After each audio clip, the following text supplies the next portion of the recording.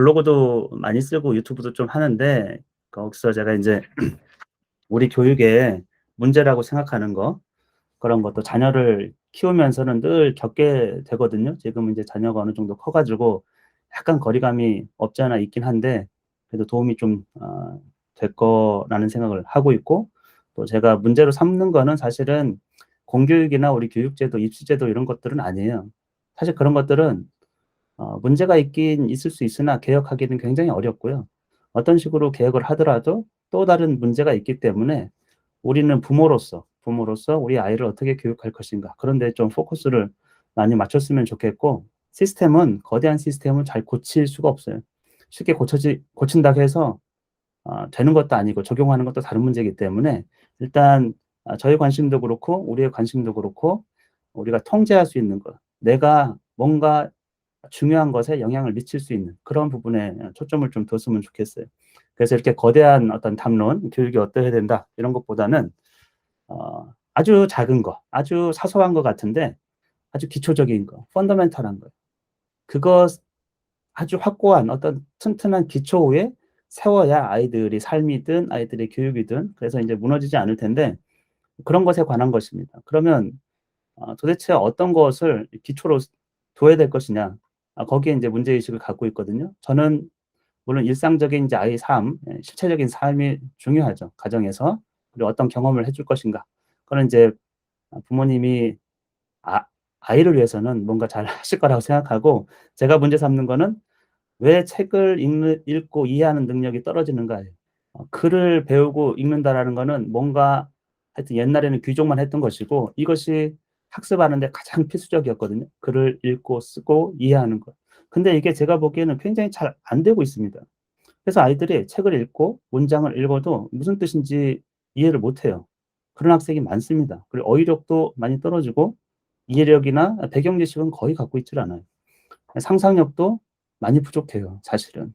그러니까 어렸을 때는 무한한 상상력을 갖고 있던 아이들이 초등학교 졸업할 쯤 되면은 거의 '상상력이 뭐죠?' 이런 수준에 이르게 되기 때문에 '이게 어디서 문제가 있는 거 아닌가?' 이런 생각을 하고 있거든요. 저는 확신하건대 책은 누구나 재미있게 읽을 수 있습니다, 글을 배운 한에서는. 근데 왜 이루어지지 않을까요? 아이들에게 학과 공부, 그것과 책 읽기를 선택해 보라고 하면 당연히 책 읽기를 선택할 거라고 저는 생각하고 있어요. 모든 교과목은 사실 누군가의 저술에서 누군가 정리해 놓은 어떤 이론 체계를 아이들이 배우는 거거든요. 그러니까 원래는 고전이 있습니다. 그것을 최초로 발견한 사람이 쓴 그거는 굉장히 탁월해요. 근데 안 읽습니다. 왜냐하면 그거 한 번 읽는데도 굉장히 오래 걸리고, 그런 능력을 갖춰주기까지 많이, 어떻게 보면 공교육 시스템에서는 거의 제가 볼 때는 갖추기가 좀 불가한 측면이 없지 않아 있어요. 그러면 그거는 집에서 해줄 수가 있는데 안 되죠. 근데 책을 읽으라고 하면 아이들이 "그러면 너 학과 공부할래? 책을 읽을래?" 예를 들면 "수학 공부할래? 책을 읽을래?" "사회 공부를 할래? 책을 읽을래?" 중학생도 그렇고 고등학생도 그렇고 둘 다 안 선택해요, 둘 다. 그리고 책을 읽는 것도 학년이 올라가면 올라갈수록 선택을 안 합니다, 현실적인 이유도 있기 때문에. 그냥 그 시간에 공부라도 하나 더 하는 게 아이는 자기 미래나 평판에 훨씬 더 좋을 거라고 생각하고 있어요. 그래서 이래저래 해 가지고 책 읽는, 우리가 12년 교육 공교육을 통해서 가면은 그런 문화가 이루어질 것 같지만 잘 안 이루어져요. 초등 저학년 때는 부모님께서 굉장히 신경 쓰고 될 것 같은데 학년 올라간 애들을 보세요. 아주 소수입니다, 그게. 책을 꾸준하게 읽는 애들이. 근데 그런 데에서 저는 문제의식을 갖고 있어요. 아이들이 인제 "책을 왜 읽냐? 왜 책을 읽어야 돼요?" 이런, 사실 "책을 왜 읽어?" 이런 물으면 잘 안 해요, 재밌기 때문에. 아이들은 즐겁고 재밌는 것에 대해서는 이유를 잘 묻질 않아요, 그 자체를 즐기기 때문에. 근데 그렇지 않은 거를 한다거나 강요된다. 자기 의지와 상관없고 내 뜻과 내 재미와 상관없는 것을 하라고 하면 "왜 하냐?"고 이렇게 물어봅니다. "수학 공부 왜 하냐?"고 이렇게 물어보죠. 근데 우리는 질문을 할 그 질문에 대해서 대답하기가 굉장히 어렵습니다. 첫 번째는 정말 그 아이에게 수학이 뭔지를 이해하기 자체가 어려워요, 그 아이의 언어로, 그 아이의 인식 수준에서. 그리고 우리도 실제로 그런 질문에 대해서 깊이 있게 생각해 본 바가 없이 자라왔어요. 그러니까 둘 다 내가 실체적으로 갖고 있는 것도 좀 부족하고, 또 아이의 언어로서 아이가 정말 이해할 수 있게 이야기하는 것도 거의 불가능한 거죠, 사실은. 어떻게 보면 좀 아이는 그렇게 물어보는데 그럼 그 질문을 무시할 수 있는가? 아니면 어떤 대답을 해 줘야 될까? 우리는 이제 어서 주워 들은 얘기들을 전달하죠. 아이에게는 이게 전달이 안 됩니다. 그리고 책 읽는 거 강조를 많이 하시죠. 그럼 아이들은 어떻게 생각하냐면 우리 부모님이 책을 읽는지 안 읽는지 제가 물어보면 다 알아요. 우리 부모님 책을 읽으신다. 안 읽으신다. 그러면 그렇게 중요하다라는 거를 부모님은 안 하시는 이유가 뭐지? 나이가 들으면 안 해도 되는 건가? 그거는 아이들이 늘 판단하는 게 있어요. 그러니까 우리 엄마는 우리 아빠는 왜 책 읽으라고 하시면서 집에서 TV 보시지? 그거 불만 갖는 아이도 있습니다, 실제로. 강요를 안 하면 불만 없는데 "넌 책 읽어라. 난 TV 볼게." 이런 거 자체는 엄마는 왜 휴대폰하고 나는 휴대폰 못 해?" 뭐 이런 식으로 인제 동등한 어떤 권리를 요구하기 시작하고 좋은 거라고 하면 "그렇게 좋으면은 왜 엄마는 안 하지?" 이런 의문은 당연히 들어요. 그러면 그렇게 생각하면 또 똑같습니다. 그럼 '아유 원인이 뻔하네. 책 읽기 엄마 아빠가 하면 되겠네.' 그게 또 간단치가 않죠. 그렇지 않습니까? 여러분 고전 읽는 게 쉽지 않죠. 좀 답을 탁탁 주는 how to 뭐 이렇게 해 가지고 그런 이제 육아서 뭐 그런 게 넘쳐나요. 어떻게 하면 돈 쉽게 벌고 어떻게 하면 막 공부 이 노하우만 있으면 공부 탁탁 돼 가지고 무슨 전교 몇 등 아니면 1 등급 아이들이 수학 비법 뭐 아니면 뭐 4 학년에 뭐 어떤 결정적 시기에 가지고 이거를 이렇게 넘어가야 된다. 그런 책이 우리가 읽을 만한 책인가? 저는 절대 그렇지 않다고 생각해요. 그건 우리가 굉장히 인간을 너무 단순하게 생각한다거나 누구의 방법이 나한테 우리 아이한테 적용된다? 나한테도 적용된다? 이럴 수가 없어요. 깊이 있게 생각해 봐야 돼요. 그렇게 될 수가 없다라는 거죠. 그래서 인제 저는 그런 측면에서는 그렇게 단순하게 어떤 노하우를 획득하려고 이렇게 하는 거는 얻을 수도 없고 될 수도 없는 일을 우리가 바라고 있는 것이다. 이렇게 생각하고 있습니다. 그리고 부모님이 책을 이 고전을 좀 읽어 봅시다. 이건 굉장히 권할 만하지만 그렇다고 해서 부모님이 안 읽는다고 해서 우리 아이들은 그냥 그러려니 할 수는 없잖아요. 그쵸? 우리 교육은. 뭐 그런 측면도 있고 그러면은 저는 제가 아이를 키우면서도 그렇고 주변 아이들을 보면서도 그렇고 확신이라는 게 있어요. 자연스러운 교육이라는 게 있다라는 거예요. 이거는 굉장히 부자연스럽게 억지로 끌고 가는 게 아니고 자연스럽게 그냥 누구나 획득될 수 있는 그런 것들이 있다라는데 그것을 인제 막는 것들이 많다라는 거예요. 우리가 인제 그거를 무엇이 중하고 무엇이 지금 어떤 이 상태가 그냥 자연스러운 건지 부자연스러운 건지 또 자연스럽게 뭔가를 성장한다라는 게 가능하다라는 것. 그런 것들을 이야기를 좀 하고 싶습니다. 그러니까 자연스럽게 하면 독서 능력도 당연히 올라가요. 수학도 마찬가지고 물론 수학을 엄청 탁월하게 하느냐 이런 건 좀 다른 문제예요. 그거는 개인의 능력이 그러니까 노력이 엄청나게 집중적인 노력이 필요해요. 어떤 시기에 인생의 시기에. 꼭 이 시기가 아니더라도 내가 뭔가를 하고자 할 때는. 그러면은 왜 안 되는지 그 자연스러운 교육이 왜 안 되는지 그런 거를 좀 숙고를 해 봐야 돼요. 이거는 아주 예전부터 기존 교육 체제에 대해서 비판은 수천 년 전부터 이어져 왔어요. 그리고 뭔가 본성에 어긋나는 교육에 대해서는 이걸 멈추고 좀 대안적인 모색도 많이 있었는데 잘 안 이루어지고 있어요. 시스템은 거대하게 굴러가고 있기 때문에. 아이들의 본성과 어울리지 않는 어떤 교육 이런 것들을 좀 멈춰야 됩니다. 이런 얘기를 본격적으로 한 게 인제 루소예요. 장작 루소가 에밀에서 그때는 아이들의 본성에 대해서 다 악하게 봤어요. 하여튼 아이들이 뭐 찡얼거리고 뭘 안 하고 놀려고 하고 규칙을 안 지키고 거짓말을 하고 이 모든 것에 대해서 그 이전 세대는 이 아이들은 인제 뭐 무지 상태죠 사실은. 무지 상태고 그거를 인제 사회인으로 되기 위해서는 지식을 또 해야 될 일들을 막 주입해 줘야 된다고 생각했어요. 때려서라도 가르쳐야 된다. 약간 그래야 인제 인간이 되기 위해서 교육을 하는 것이고 그게 인제 일종의 사회화 과정이거든요. 본성을 악하게 봤습니다. 자기 욕구를 채우려고 하는 최우선적으로 자기중심적이고 자기 욕구를 채우려고 하는 그런 모든 것이 아주 사악한 것으로 여겼거든요. 혹시 여기서 그렇게 요즘 세상에 그렇게 생각하시는 분은 없죠? 지금은 자연스러운 욕구라고 생각해요. 발달 단계에 따라서 그것이 자연스러운 욕구. 루소 이전에는 그런 생각을 별로 안 했어요. 근데 루소가 대단했던 거는 그 자연스러움.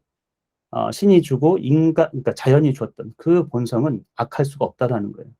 다만 문제는 그걸 악하게 보는 우리의 사고 체계. 판단, 사회적 기준, 이것이 문제. 그것에 늘 틀을 입히고 가치 판단을 하는 건 사회입니다.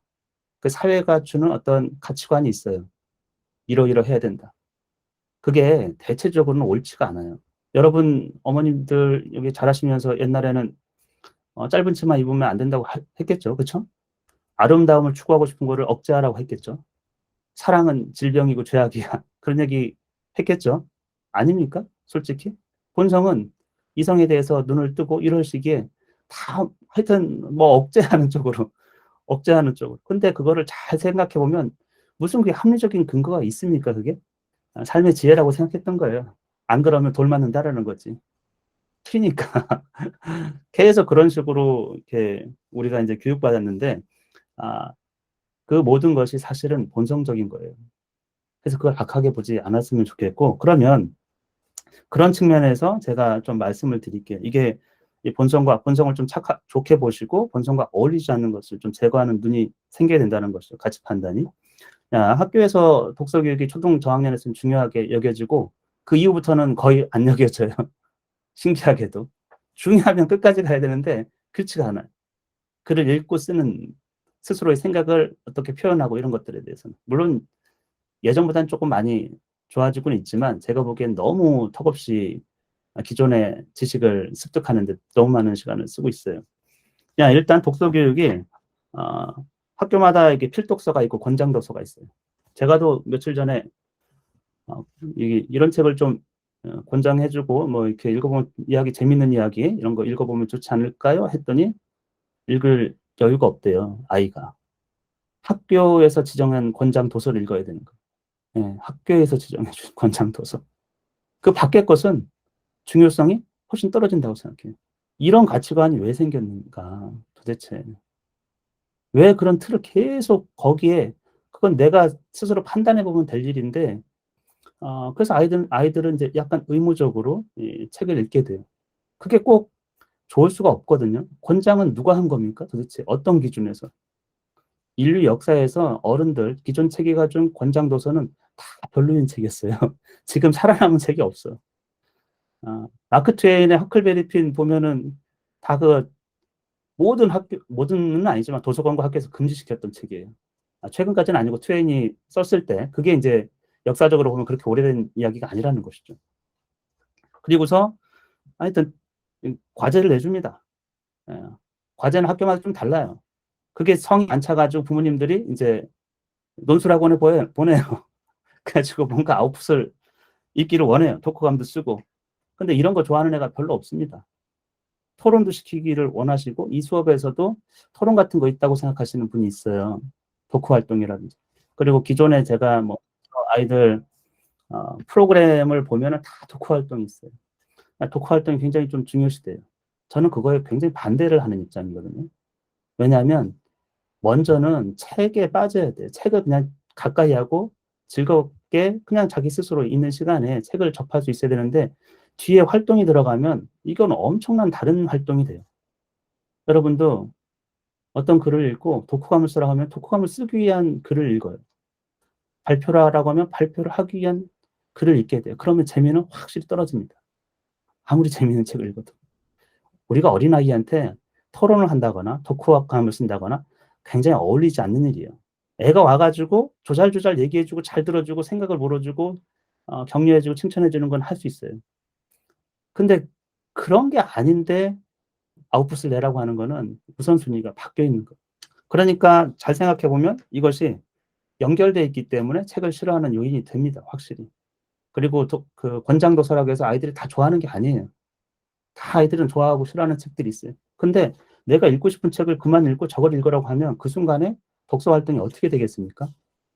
잘 생각해 보세요. 그런 것들이 아이들이 스스로 자연스럽게 가려고 하는 길을 이게 한 번이 아니고 계속 인터럽트 뚝뚝 이런 식으로 자발성 한 6년 지나면 없어져요. 예, 그냥 없어질 수 있어요. 그런 것들도. 너가 선택하고 너가 좋아하는 것에 대해서 계속 나가주면 없어집니다. 그런 것들. 그리고 이런 것들이 계속해서 이제 반복적으로 일어나고 있어요. 늘 교육이라는 거는 하여튼 커리큘럼을 제시하고 제대로 했는지 안 했는지를 늘 관찰해. 그래서 과제를 내주고 점검하고 평가하고. 하여튼 이게 다 한 세트예요. 목표가 달성됐는지. 근데 사실 인간은 굉장히 긴 세월을 봐야 되기 때문에 교육은 그래요. 근데 그렇게 평가할 어떤 제도나 어떤 건 전혀 없습니다. 오직 부모님이 그 아이의 평생을 보는 것뿐이지. 그렇기 때문에 가정에서 부모님의 역할이 엄청 중요한 거예요. 다른 사람에게 의지할 수 없어요, 이런 활동들은. 뭐 2학년 2학기 어떤 수학 뭐 이거는 학교에서 이루어질 수 있지만 제가 볼 때는 독서에 대한 것들은 꾸준하게 가정에서의 환경이 훨씬 더 큰 영향을 미친다라는. 그래서 아이들이 싫어합니다. 대체적으로 어른들이 뭔가를 하면은. 그런데 그거를 수차례 반복하고 있어요. 어울리지 않는 교육을 하는 거예요.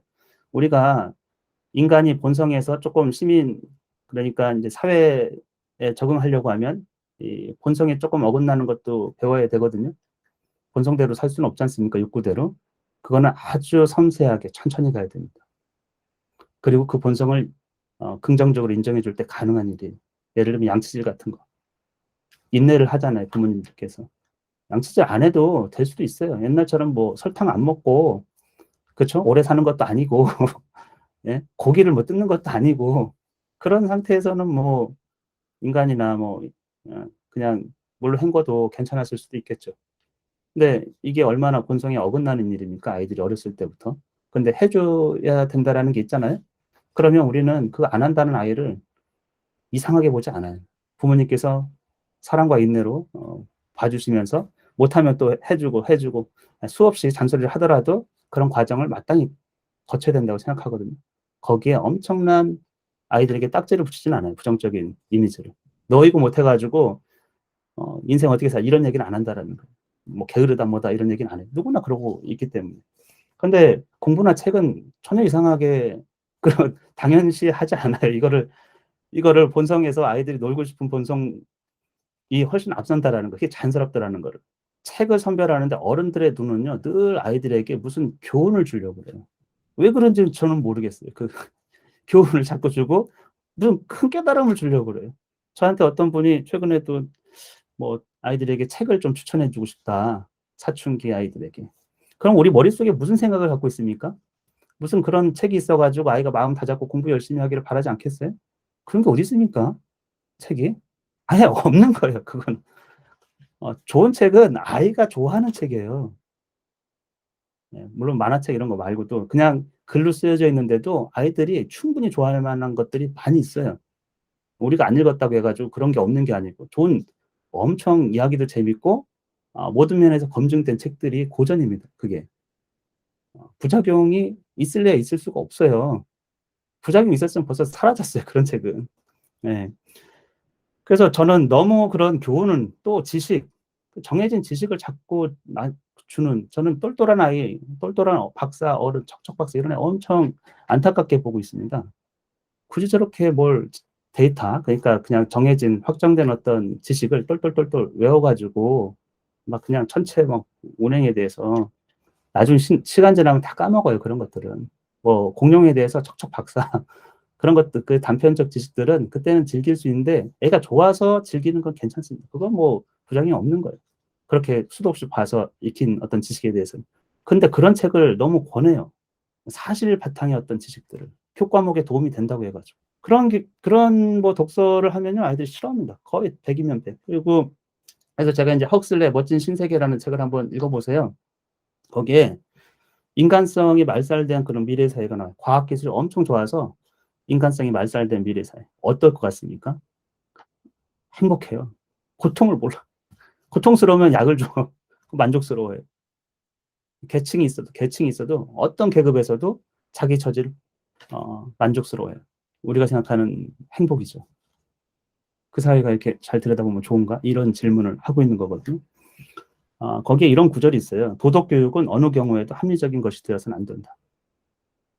도덕이나 윤리에는 합리성이 전혀 없습니다. 그리고 그런 걸 따져 물으면 안 돼요. 이게 왜 합리적으로 설명해 주세요. 이렇게 따져 물으면 안 돼요. 학교 규칙이 있어요. 뭐 머리는 어쩌고 저쩌고. 왜 그렇게 되냐고 물으면 혼나요. 합리성이 원래 없는 책이야, 그게. 그거를 애들한테 계속 강요를 하고 있어요. 그러니까 사회에 그냥 맞춰 살으라는 거지만 탁월한 사람들은 늘 그렇지가 않았어요. 사회의 틀을 넘어 있는 사람들이에요. 그래서 좋고 안 좋고를 스스로 판단할 수 있는 능력이. 그런 거를 갖춰야 되는데 이게 우리가 지금 어 어떻게 보면은 정말 그 틀 안에서 만족스러운 인간을 상상하고 만들면 훨씬 더 고민 없이, 예, 고통 없이 행복하게 살 수 있지 않을까? 그런 사람을 만들고 싶은 것 같아요.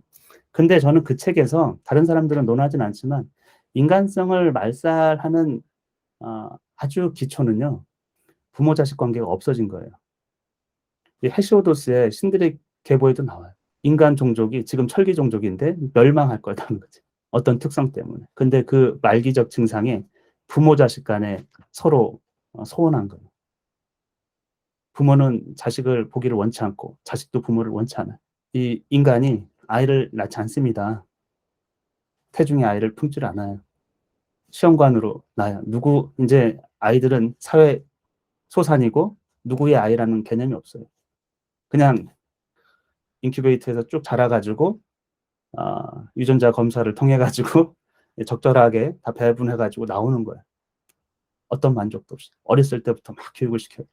주입된 교육을 시킵니다. 태아 때부터 막. 인간 그러니까 기본적인 부모 자식 관계가 생길 수가 없어요.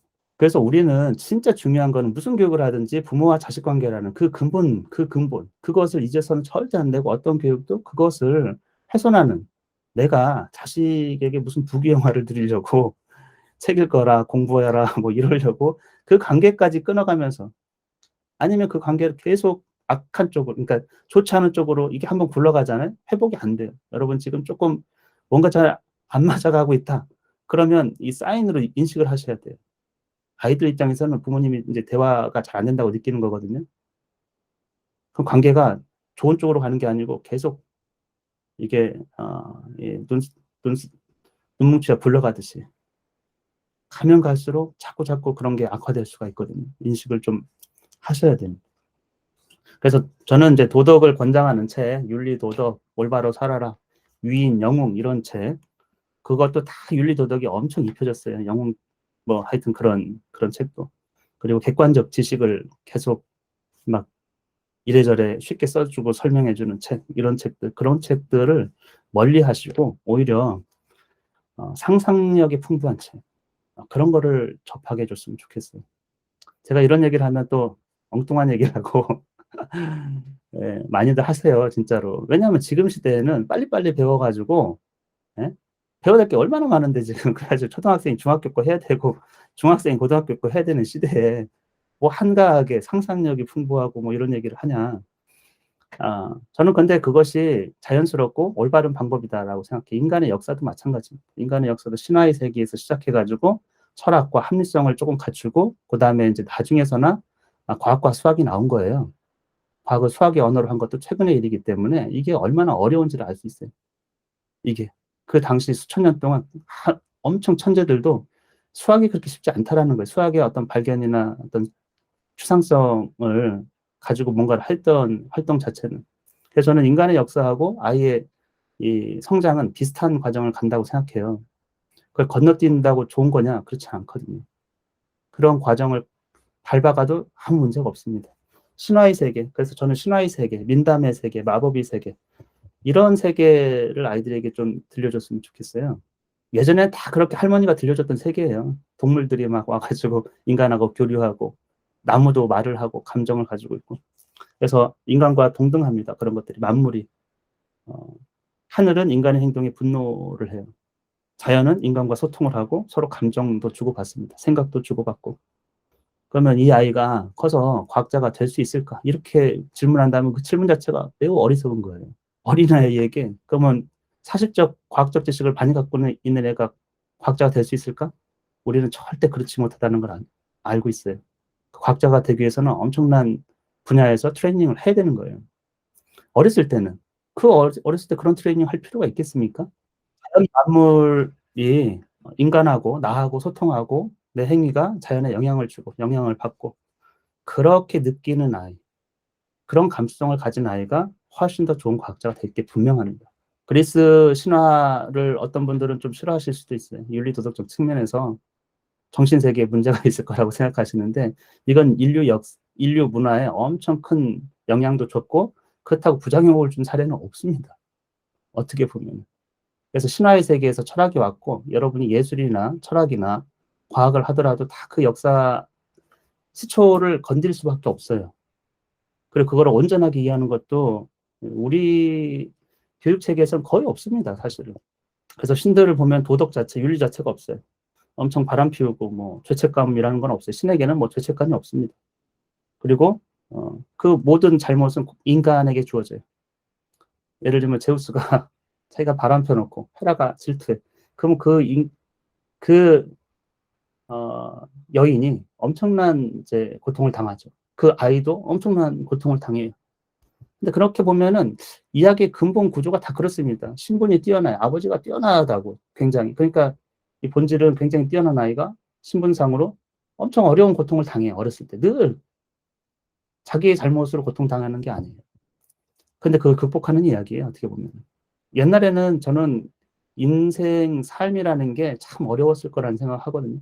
도처에 이 도대체 인간이 어쩌지 못하는 그런 운명에 대해서 지금은 애들이 너무 평탄하니까 못 느끼지만 죽음이라는 게 도처에 있고 그리고 행불행이라는 것도 인간이 어쩌지 못하는 게 너무 많기 때문에 뭐 이런 이야기들 그런데 그것을 잘 들여다보면은 그것을 잘 깊이 있게 이해하다 보면은 저는 신과 인간에 대한 어느 정도 아이들이 상상을 통하든 책을 통하든 하여튼 뭔가를 얻게 돼요.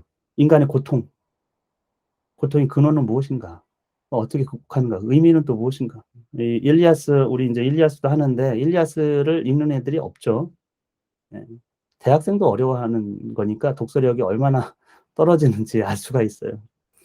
예. 근데 이거는 아이들은 좋아해요. 이 약간 판타지거든요.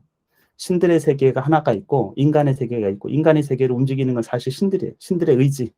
그게 결정되면 인간들은 그걸 모르고 막 싸우기도 하고 또 알고 신의 은총을 입어가지고 뭐 하기도 하지만 게임은 다 신들이 결정을 하고 인간 세계는 어마어마한 고통이 주어져요.